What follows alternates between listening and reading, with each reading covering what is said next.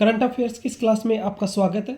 आज 16 अक्टूबर है और हम आज की करंट अफेयर्स पढ़ने वाले हैं। ये क्लास आपकी सभी परीक्षाओं के लिए उपयोगी रहने वाली है।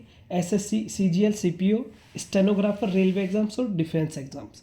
हमारी इस क्लास का आज का पहला प्रश्न है, हाल ही में मंगोलिया के राष्ट्रपति भारत की यात्रा पर है, उनका नाम क्या है? विकल्प है सी Jinping, Khurelsukh Ukhnaa, Vladimir Putin, Emmanuel Macron. तो इसका सही जवाब हो जाएगा विकल्प बी, खुरेल सुख उखना वर्तमान में भारत की यात्रा पर आए हुए हैं।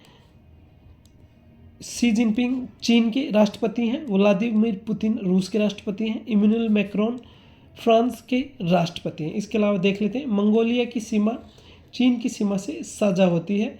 चीन की सीमा को विश्व के 14 देश टच करते हैं, जिनमें से एक समुद्री देश है ताइवान। कुल मिलाकर 15 देश।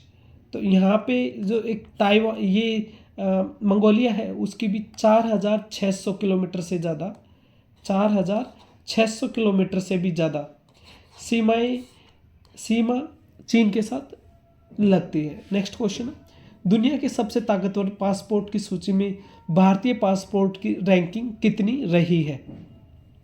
विकल्प है 94, 96, 85 और 87, 77। तो इसका सही जवाब विकल्प डी है 77। इस बार इसमें 8 रैंकिंग की सुधार हुआ है। इससे पहले पिछले क्वार्टर में, इसी साल के पिछले क्वार्टर में 85th पोजीशन पे भारतीय पासपोर्ट था, लेकिन इस बार जो सेकंड क्वार्टर की रिपोर्ट आई है हेनले पासपोर्ट इंडेक्स की, उसमें 77वें स्थान पे भारत का पासपोर्ट रहा है। भारत के पासपोर्ट की मान्यता 59 देशों में है, जहाँ पे भारत के लोग बिना वीज़ा के यात्रा कर सकते हैं।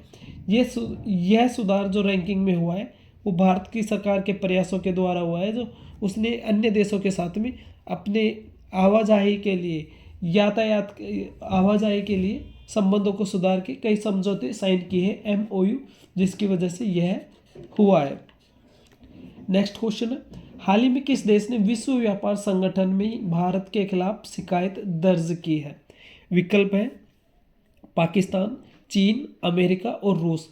इसका सही जवाब विकल्प बी है चीन। या फ्लैग भी आप देख सकते हैं, इसमें 4 सितारे हैं और ये 1 सितारा 5 कुल मिला के। तो चीन के द्वारा WTO में शिकायत की गई है भारत की। चीन का कहना है कि भारत अपने मार्केट में, जो घरेलू मार्केट है, उसमें इलेक्ट्रिक व्हीकल कंपनियों को ज़्यादा सब्सिडी दे रहा है, अपने घर की कंपनियों को, और जो फॉरेन कंपनियां हैं उनको नहीं दे रहा, जिसकी वजह से मार्केट में प्रतिस्पर्धा कम हो रही है। और जो भारत की घरेलू कंपनियां हैं, इलेक्ट्रिक व्हीकल, उनकी ज़्यादा डिमांड हो रही है। नेक्स्ट है, समुद्र शक्ति 2025 सैन्य अभ्यास किन 2 देशों की नौसेनाओं के बीच आयोजित किया गया है, जिसमें समुद्र के अलावा हवा में भी युद्धाभ्यास किया गया है? विकल्प है भारत जापान, भारत इंडोनेशिया, भारत और अमेरिका, भारत और फ्रांस। तो इसका सही जवाब हो जाएगा भारत और इंडोनेशिया के मध्य यह समुद्र शक्ति अभ्यास आयोजित किया जा रहा है, जिसमें दोनों देशों की नौसेनाएं हैं, वो इसमें भाग ले रही हैं। नेक्स्ट क्वेश्चन है, भारत ने किस देश के साथ डाक सेवा के प्रतिबंध को हटा दिया है? विकल्प है कनाडा, ब्राज़ील, अमेरिका और चीन। तो इसका सही जवाब हो जाएगा विकल्प सी, अमेरिका के साथ भारत ने डाक सेवा पर जो प्रतिबंध लगाया था उसको हटा दिया है। टैरिफ लगाने के बाद भारत और अमेरिका के बीच में अमेरिका ने भारत के ऊपर 50% टैरिफ लगा रखा है। इसके बाद दोनों ही देश अनिश्चित थे डाक सेवा को लेकर, क्योंकि अमेरिका ने उसके ऊपर भी जिस चीज़ पे $100 की कीमत लगती थी, वहाँ उसको बढ़ाकर $800 कर दिया था, और वहाँ पे जो वस्तुएं भेजनी थी उसकी कीमतों का हिसाब फिक्स नहीं किया गया था। तो इस कन्फ्यूज़न में भारतीय डाक सेवा इंडियन पोस्टल सर्विसेज ने अमेरिका के साथ में इस डाक सेवा को बंद कर दिया था, लेकिन अब ये रिज्यूम कर दिया गया है दोबारा से। नेक्स्ट है, IREE 2025 एशिया की सबसे बड़ी रेलवे प्रदर्शनी का उद्घाटन रेल मंत्री अश्विनी वैष्णव ने भारत मंडपम में किया। इस प्रदर्शनी का मुख्य विषय किससे संबंधित है? भारतीय रक्षा प्रणाली, अंतरिक्ष अनुसंधान, रेलवे और परिवहन क्षेत्र में तकनीकी नवाचार, डिजिटल शिक्षा और ई लर्निंग। तो इसका सही जवाब हो जाएगा विकल्प सी, रेलवे और परिवहन क्षेत्र में तकनीकी नवाचार। यहाँ पे ये तस्वीर में देख सकते हैं भारतीय रेल मंत्री अश्विनी वैष्णव जी हैं। ये राजस्थान से संबंध चुनाव इन्होंने लड़ा है और कैबिनेट में ये मंत्री हैं वर्तमान में, रेल मंत्री।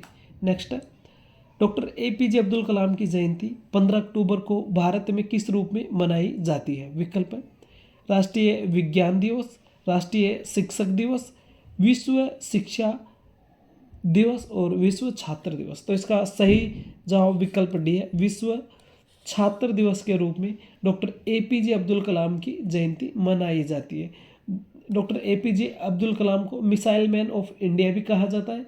इसके अलावा इनकी एक पुस्तक है जिनका नाम है फ्लाइंग विंग्स। नेक्स्ट क्वेश्चन, हाल ही में किस देश के पूर्व प्रधानमंत्री रेला ओडिंगा का निधन हुआ है? विकल्प है तंजानिया, केन्या, दक्षिण अफ्रीका और नाइजीरिया। तो इसका सही जवाब हो जाएगा केन्या। केन्या के पूर्व प्रधानमंत्री रेला ओडिंगा का हाल ही में निधन हो गया है। ये भारत में थे, केरल में, वहाँ अपनी थेरेपी करवा रहे थे हेल्थ के लिए, स्वास्थ्य के लिए। यहाँ पर इनका निधन हो गया है। नेक्स्ट है, केंद्रीय वित्त मंत्री निर्मला सीतारमण ने 15 अक्टूबर 2025 को किस स्थान पर किसान प्रशिक्षण और सामान्य सुविधा केंद्र का उद्घाटन किया है? विकल्प है मैथगल, कर्नाटक, और यही इसका सही जवाब है, विकल्प ए, मैथगल, कर्नाटक में। भारतीय वित्त मंत्री, वर्तमान में जो वित्त मंत्री हैं भारतीय, निर्मला सीतारमण जी ने यहाँ पर इसका उद्घाटन किया है। नेक्स्ट क्वेश्चन है, हाल ही में रंगमंडल रंगशाला को पुनर्स्थापित करने के लिए राष्ट्रीय नाट्य विद्यालय ने किसके साथ समझौता किया है? विकल्प है भारत भवन भोपाल, महाराष्ट्र नाट्य मंडल मुंबई, कलाश्री भुवनेश्वर, राज्य नाट्य विद्यालय कोलकाता। तो इसका सही जवाब विकल्प है भारत भवन भोपाल। यहाँ पर इसका ये समझौता यहाँ पे किया गया है पुनर्स्थापित करने के लिए राष्ट्रीय नाट्य विद्यालय को। नेक्स्ट क्वेश्चन है, साथियों करंट अफेयर्स के सभी क्वेश्चन हमने कवर कर लिए हैं।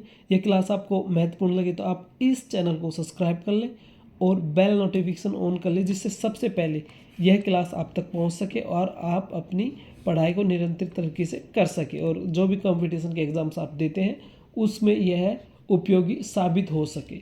अब मिलते हैं साथियों अगली क्लास में, तब तक के लिए जय हिंद, जय भारत।